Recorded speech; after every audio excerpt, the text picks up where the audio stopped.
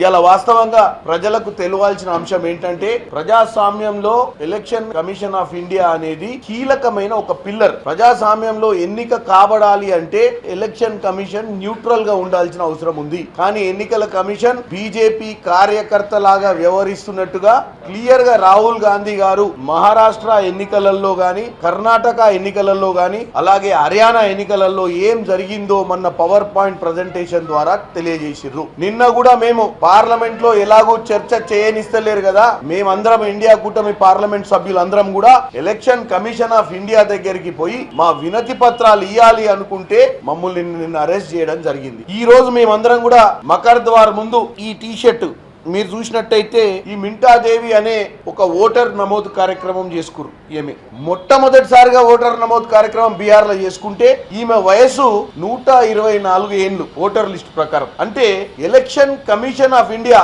ఏ మాదిరిగా ట్రాన్స్పరెంట్ గా పనిచేస్తుందో మనం అర్థం చేసుకోవాల్సిన అవసరం ఉంది. Election commission of India Rahul Gandhi గారికి నోటీసులు ఇచ్చి మీరు చేస్తున్నటువంటి అభియోగాలను మీరు అఫిడవిట్ ద్వారా ప్రజెంట్ చేయమంటారు. మేము ఒకటే చెప్తున్నాం, మీరిచ్చిన మీ ఎలక్షన్ కమిషన్ లో పెట్టిన ఆధారాలతోటే మేము మాట్లాడుతున్నాం. మీరు ఎలక్షన్ కమిషన్ లో పెట్టిన ఆధారాలతో మాట్లాడడానికి అఫిడవిట్ ఇవ్వాల్సిన అవసరం ఏముంది?